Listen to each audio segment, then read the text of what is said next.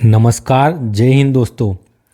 सबसे पहले आप सभी को गणतंत्र दिवस की हार्दिक हार्दिक शुभकामनाएं। 26 जनवरी 2024 के करंट अफेयर्स पर चर्चा करेंगे और ये है हमारी आन बान शान। जय हिंद। तो हम देखते हैं हमारा पहला प्रश्न। हाल ही में शीत युद्ध के बाद नाटो ने कौन सा सबसे बड़ा सैन्य अभ्यास किया है? किसके द्वारा किया गया है? नाटो के द्वारा। East defender 24। नाटो का फुल फॉर्म क्या है? उत्तरी अटलांटिक संधि संगठन। इसकी स्थापना 1949 में हुई थी। इसका मुख्यालय ब्रुसेल्स बेल्जियम में है और इसका अभी नवीनतम 31वां सदस्य बना है कौन? फिनलैंड। और एक सैन्य संगठन है। स्ट्रीट फास्ट डिफेंडर 24 युद्ध अभ्यास, 90,000 सैनिक भाग लेंगे। रूस से नाटो के सदस्यों को सुरक्षा के लिए इसका अभ्यास किया जा रहा है और यह शीत युद्ध के बाद होने वाला सबसे बड़ा अभ्यास है। शीत विश्व युद्ध के समय 1.25 लाख सैनिकों ने युद्धाभ्यास किया था और उस युद्धाभ्यास का नाम था रिफॉर्गर अभ्यास और यह 1988 में हुआ था। नाटो के द्वारा ही किया गया था इसे भी। और ये विश्व का दूसरा सबसे बड़ा अभ्यास होगा अब सैनिक शामिल होने की दृष्टि से। स्ट्रीट फास्ट डिफेंडर 24 युद्धाभ्यास। कोल्ड वार क्या है? तो कोल्ड वार यूएसएसआर संयुक्त। तो शीत युद्ध से क्या संबंध है? तो यूएसएसआर अर्थात सोवियत संघ और यूएसए। जो सोवियत संघ है ये साम्यवादी देश है और जो यूएसए यह पूंजीवादी देश है। तो पूंजीवादी और साम्यवादी विचारधारा के मध्य यह युद्ध था शीत युद्ध, जो 1991 में समाप्त हुआ सोवियत संघ के विभाजन के बाद। 1991 में जो अभी हम रूस देख रहे, इसमें पहले मध्य एशिया के देश भी शामिल थे और 1991 में सोवियत संघ का विभाजन होकर उससे शीत युद्ध की समाप्ति हुई थी और ये प्रारंभ 1945 में द्वितीय विश्व युद्ध के बाद हुआ था। साइक्लोन अभ्यास किसके मध्य होता है? ये भारत एवं मिस्र के मध्य होता है और इस वर्ष ये मिस्र में आयोजित हो रहा है। वज्र प्रहार भारत एवं यूएसए के मध्य होने वाला सैन्य अभ्यास है। गुट निरपेक्ष आंदोलन अभी हमने देखा। नॉन अलायंस मूवमेंट, इसका गठन कब हुआ था? 1961 में। इसके भी हाल ही में बैठक काम हुई है। तो इसका आयोजन कंपाला में हुआ है हाल ही में, युगांडा की राजधानी कंपाला में। और इसकी स्थापना 1961 में हुई। बेलग्रेड सर्बिया में इसका मुख्यालय है। डेजर्ट नाइट अभ्यास किस किस के मध्य होता है? तो यह फ्रांस और भारत के मध्य होता है, लेकिन इसमें फर्स्ट बार अभी कौन शामिल हुआ है? सऊदी अरब अमीरात भी इसमें शामिल हुआ है। तो डेजर्ट नाइट अभ्यास फ्रांस, यूएई और भारत के मध्य हुआ है और ये नौसैनिक अभ्यास है जो कि अरब सागर के ऊपर हुआ था। ओपेक से अलग कौन सा देश हुआ है? ये ओपेक क्या है? तो ये पेट्रोलियम उत्पादक देशों का संगठन है। इसकी स्थापना 1960 में हुई थी।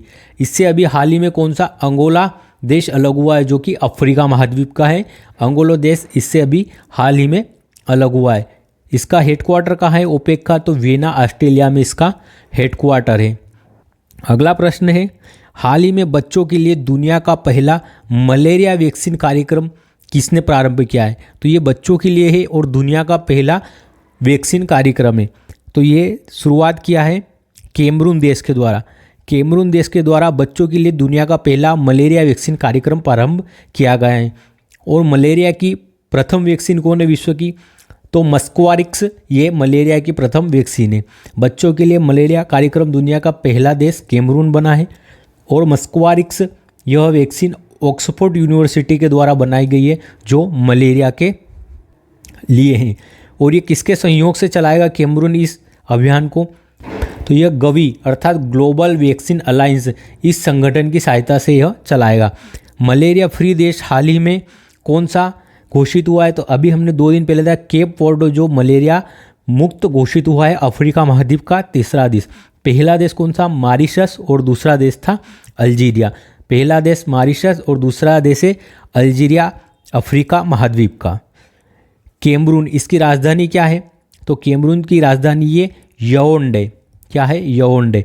हाल ही में मलेरिया फ्री किसे घोषित? तो अभी हमने देखा केप वर्डे को घोषित किया है जो अफ्रीका महाद्वीप का तीसरा देश है। भारत की स्वदेशी हेपेटाइटिस ए रोग के लिए कौन सी वैक्सीन बनी अभी? तो हविष्योरिये हेपेटाइटिस ए के रोग के लिए भारत की स्वदेशी वैक्सीन है और ये किससे संबंधित है? लीवर के सूजन से संबंधित है? Hepatitis A. तो प्लाज्मोडियम, जो प्रोटोजोआ प्लाज्मोडियम में ये है, और इसमें रोग का कारक कौन है? तो मादा एनाफिलीज के कारण यह रोग फैलता है। प्रभावित क्या होता है इसमें? तो आरबीसी की संख्या में क्या होती है? गिरावट होती है। इसकी दवा है कुनेन की दवा, जो सिंकोना वृक्ष की साल से प्राप्त होती है। और वर्ल्ड मलेरिया डे कब मनाया जाता है? तो 25 अप्रैल को वर्ल्ड मलेरिया डे मनाया जाता है। रेबीज के टीके की खोज किसके द्वारा की गई थी? लुई पाश्चर के द्वारा। किस वायरस के कारण? रेब्डो वायरस के कारण ये होता है। और रेबीज में हाइड्रोफोबिया रोग हो जाता है, अर्थात पानी से डर लगता है। हाल ही में राष्ट्रीय मतदाता दिवस 2024 कब मनाया गया? तो राष्ट्रीय मतदाता दिवस हम मनाते हैं 25 जनवरी को। 25 जनवरी को इसलिए मनाते हैं क्योंकि 25 जनवरी 1950 को ही हमारे निर्वाचन आयोग की स्थापना हुई थी। और ये कितने? 3 सदस्यीय है, जिसमें एक मुख्य निर्वाचन आयुक्त एवं 2 अन्य निर्वाचन आयुक्त होते हैं। और किस भाग में वर्णन है इसका? तो भाग 15 में वर्णन मिलता है। इसकी शुरुआत कब हुई थी राष्ट्रीय मतदाता दिवस मनाने की? तो फर्स्ट बार इसे 2011 में मनाया था, और इस बार इसका 14वां क्रम था। और इस वर्ष की इसकी थीम थी nothing like votes I vote for sure. Nothing like votes I vote for sure इसकी थीम है। 25 जनवरी को राष्ट्रीय पर्यटन दिवस भी मनाते हैं। राष्ट्रीय पर्यटन दिवस 25 जनवरी को मनाते हैं। और 24 जनवरी को हमने कल क्या मनाया? तो राष्ट्रीय बालिका दिवस हमने कल मनाया था, राष्ट्रीय बालिका दिवस। निर्वाचन आयोग की स्थापना 25 फरवरी 1950 को हुई थी।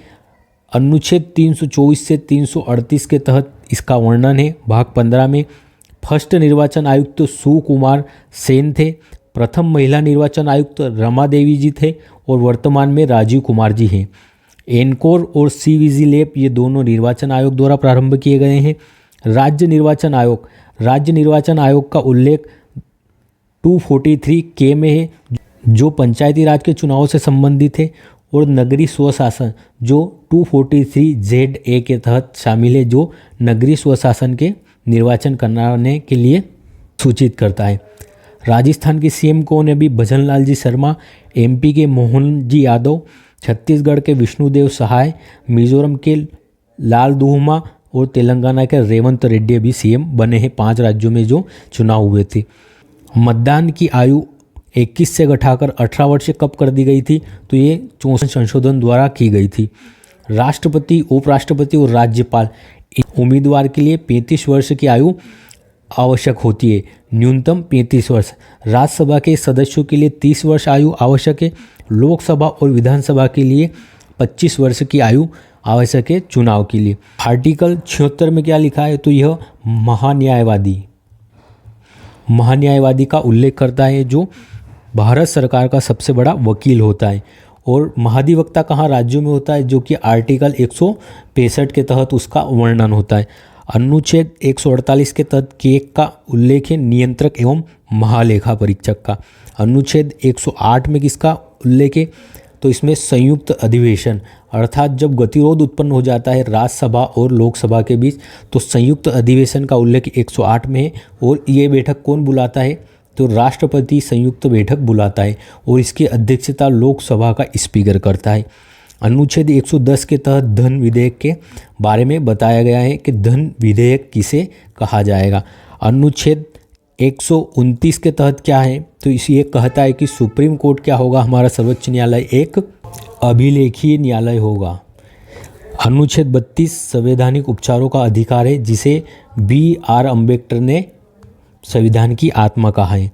अनुच्छेद 17 किससे संबंधित है? अनुच्छेद 17 अस्पृश्यता के उन्मूलन से संबंधित है।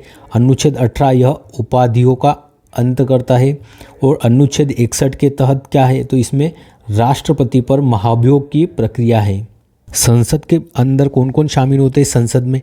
तो इसमें राज्यसभा, लोकसभा और हमारे प्रेसिडेंट, ये तीनों शामिल होते कौन? संसद के अंदर।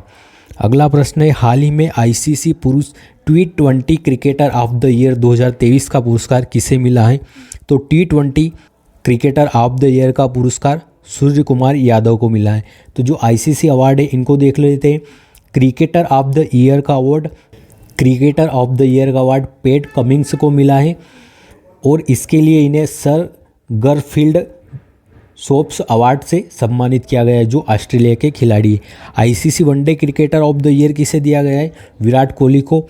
Test cricketer of the year किसे दिया गया है? तो ये उस्मान ख्वाजा को दिया गया है। और T20 cricketer of the year का अवार्ड सूर्य कुमार यादव को मिला है लगातार दूसरी बार। इमेजिंग प्लेयर मेल में किसे? रचिन रविंद्र को दिया गया है, और ये कहाँ के खिलाड़ी है? न्यूजीलैंड के। महिला क्रिकेटर ऑफ द ईयर का पुरस्कार किसे? इंग्लैंड की नेट सीवर को दिया गया है। और किस महिला को one day ICC cricket of year चुना गया है? तो चमारी अटावथपू को चुना गया है। और हेली मैथ्यूज को female T20 cricket of the year चुना गया है। खेल भावना के लिए स्पिरिट पुरस्कार किस देश की टीम को दिया गया है? तो यह जिम्बाब्वे की टीम को दिया गया है। और ICC umpire of the year Richard Illingworth को चुना गया है। CK नायडू ट्रॉफी सभी हाल ही में लाइफ टाइम अवार्ड से किसे सम्मानित किया गया है? तो रवि शास्त्री जो हमारे पूर्व कोच है और फारूक इंजीनियर, इन दोनों को CK नायडू ट्रॉफी से सम्मानित किया गया है। पेट कमिंस को ICC cricketer of the year चुना गया है। विराट कोहली को वनडे क्रिकेटर ऑफ ईयर चुना गया है। उस्मान ख्वाजा को टेस्ट क्रिकेटर ऑफ ईयर चुना गया है। और जो सूर्य कुमार ने T20 क्रिकेटर ऑफ ईयर चुना गया है आईसीसी ने। अगला प्रश्न है, दुनिया का सबसे ऊंचा 721 फुट का राम मंदिर कहाँ पर बनाया जा रहा है? तो यह कहाँ पे बनेगा? दुनिया का सबसे ऊंचा राम मंदिर तो यह ऑस्ट्रेलिया में बनाया जा रहा है, पर्थ में। दुनिया का सबसे ऊंचा राम मंदिर ये पर्थ ऑस्ट्रेलिया में बनाया जा रहा है। इसकी ऊंचाई 721 फुट रहेगी। और यहाँ पे पंचवटी वाटिका, राम लाइब्रेरी, सीता रसोई, तुलसीराम हाल, अर्थात जो रामायण से संबंधित है पात्र, उनके नाम रखे जाएंगे। इसकी लागत है 600 करोड़। कनाडा के ओंटारियो में 22 जनवरी को अयोध्या राम मंदिर दिवस के रूप में मनाया गया है। कहाँ पे? कनाडा के ओंटारियो में। किस देश में पहला राम मंदिर बना है? तो यह मेक्सिको में पहला राम मंदिर बना है, वहाँ का निर्मित है। नागर शैली में 22 जनवरी यहाँ पर रामलला की स्थापना हुई।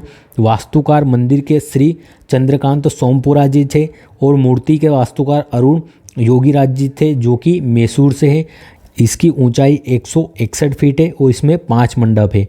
द्रविड़ शैली में मंदिर कहाँ पर देखने को मिलते हैं? तो यह दक्षिण भारत में हमें देखने को मिलते हैं। बेसर शैली, नागर शैली और द्रविड़ शैली का मिश्रित रूप क्या कहलाता है? बेसर शैली। और पंचायतन शैली में कहाँ के? खजुराहो के मंदिर निर्मित है, जो छतरपुर मध्य प्रदेश में है। हाल ही में दुनिया की पहली ब्लैक टाइगर सफारी कहाँ पर प्रारंभ की गई है? तो यह भारत में प्रारंभ की गई है। ब्लैक टाइगर सफारी विश्व की पहली उड़ीसा में सिमलीपाल राष्ट्रीय उद्यान में। हमने थोड़े दिन पहले ही देखा था कि ब्लैक टाइगर कहाँ पे पाए जाते हैं? सिमली राष्ट्रीय उद्यान में पाए जाते हैं, जो कि उड़ीसा में है। और ये मेलेनेस्टिक रॉयल टाइगर कहलाते हैं।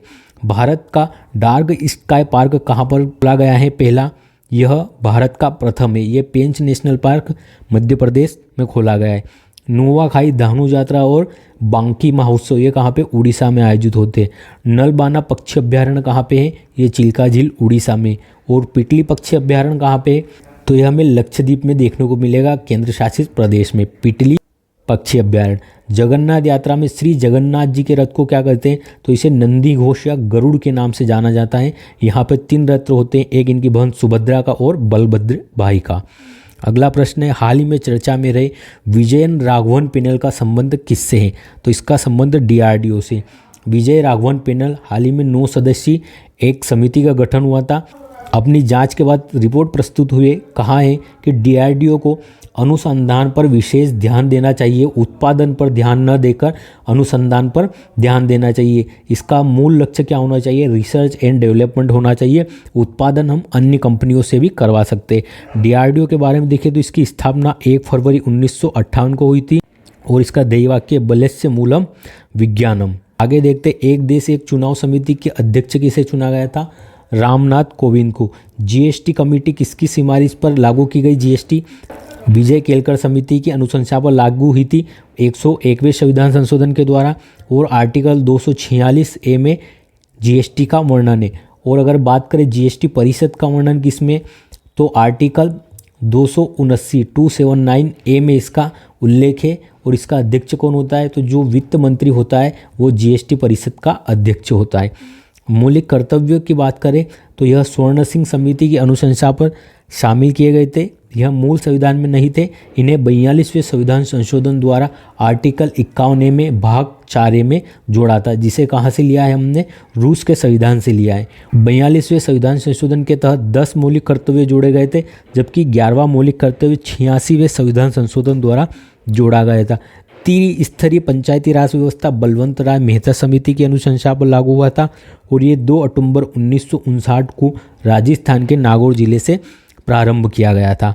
भारतीय नौसेना का दूसरा लो फ्रीक्वेंसी VLF संचार स्टेशन कहाँ पर स्थापित किया गया है, तो यह तेलंगाना में किया गया है और ये भारतीय नौसेना का दूसरा है। इससे पहले एक स्थापित किया जा चुका है। VLF संचार स्टेशन वेरी लो फ्रीक्वेंसी, इसका फुल फॉर्म है।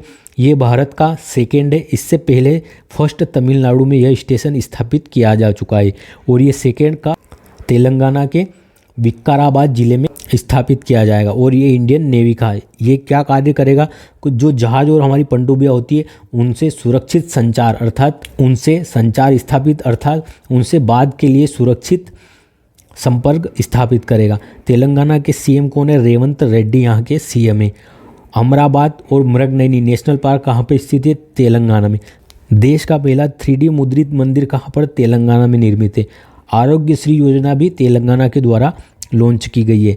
अगला प्रश्न है, हाल ही में एशियाई शॉटगन चैंपियनशिप 2024 कहाँ पर आयोजित हुई है, तो यह कुवैत में हुई है। एशियन शॉटगन चैंपियनशिप यह कुवैत सिटी अर्थात कुवैत में आयोजित हुई है। इसमें भारत ने 1 गोल्ड 3 सिल्वर और 4 कांस्य पदक जीते, कुल 8 मेडल जीते हैं। गोल्ड किस किस ने जीता है, तो महेश्वरी, राइजा डिल्लो और गनेमा सिडनो, इन 3 के द्वारा गोल्ड जीता गया है। 19वें एशियन गेम्स का आयोजन कहाँ, चीन होंगजो में हुआ था। इसमें भारत की रैंक चौथी रही थी 107 पदक के साथ। चौथा पैरा चीन होंगजो में हुए थे, जिसमें भारत की रैंक 5वीं रही थी और इसमें 111 मेडल जीते थे। इसका शुभंकर क्या था, तो फेई फ्री पक्षी इसका शुभंकर था। 37वें राष्ट्रीय खेलों का आयोजन कहाँ पे, गोवा में हुआ। इसका शुभंकर मोगा था। फर्स्ट स्थान महाराष्ट्र ने प्राप्त किया था। 38वां राष्ट्रीय खेलों का आयोजन कहाँ होगा खेलो इंडिया पैरा गेम्स के प्रथम संस्करण का आयोजन अभी पहली बार दिल्ली में हुआ है। इसका शुभंकर उज्ज्वला था और इसमें पहला स्थान हरियाणा का था। भारत के 75वें गणतंत्र दिवस समारोह के मुख्य अतिथि कौन होंगे, तो इम्मैनुअल मैक्रों हमारे मुख्य अतिथि होने वाले 75वें गणतंत्र दिवस के। और कर्तव्य पथ पर आज राष्ट्रपति महोदय द्वारा ध्वजारोहण किया जाएगा।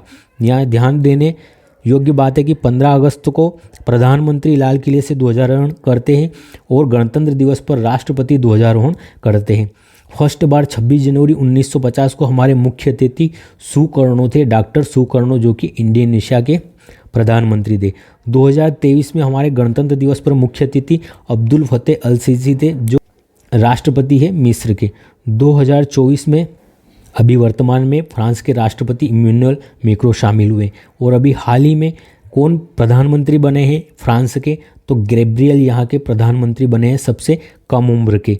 जयपुर में इनकी रोड शो भी हुआ था कल, मोदी जी और इम्मैनुअल मैक्रों का।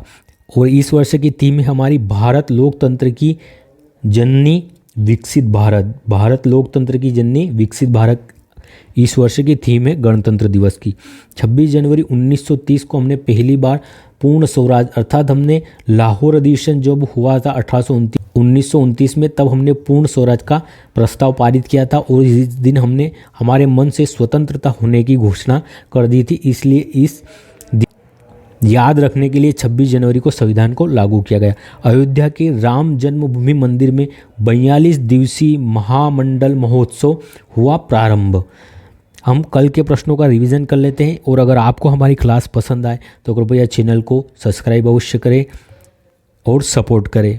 कल के प्रश्नों का रिवीजन है, हाल ही में ऑस्कर 2024 में सर्वश्रेष्ठ डॉक्यूमेंट्री फीचर फिल्म के रूप में कौन नामांकित हुई है, Bharat. To kill a tiger ये नामांकित हुई है। हाल ही में किस देश की सेना में उन्नत घरेलू ड्रोन, ये 5 ड्रोन किसने, ईरान ने शामिल किए अपनी सेना में।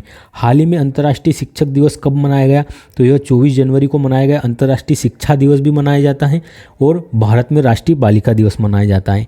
हाल ही में भारत में दुनिया का पहला ग्रीन अमोनिया आपूर्ति हेतु किसके साथ समझौता किया है, तो यह हमारा जापान के साथ समझौता हुआ है। हाल ही में भारतीय वायुसेना ने अरब सागर पर डेजर्ट नाइट अभ्यास किसके सहयोग से किया, ये फ्रांस और यूएई के साथ हुआ है। हाल ही में भारत के इक्विटी मार्केट विश्व में कौन सा स्थान हासिल किया है, तो चौथा स्थान हासिल किया है भारत ने। टेनिस के युगल में शीर्ष वरीयता प्राप्त हासिल करने वाले सबसे उम्रदराज खिलाड़ी कौन बने हैं भारत के, ये रोहन बोपन्ना है। हाल ही में बीसीसीआई ने कर्नल सीके नायडू ट्रॉफी किसे, रवि शास्त्री और फारूक इंजीनियर को दी है। हाल ही में एंटीबायोटिक के अति प्रयोग पर रोकने के लिए केरल ने कौन सा अभियान चलाया है, ऑपरेशन अमृत चलाया है केरल ने। हाल ही में भारतीय वायुसेना ने अरब सागर में डेजर्ट नाइट अभ्यास किसके साथ, फ्रांस और यूएई के साथ किया है डेजर्ट नाइट अभ्यास। धन्यवाद दोस्तों, मिलते हैं अगले वीडियो में जल्दी। जय हिंद।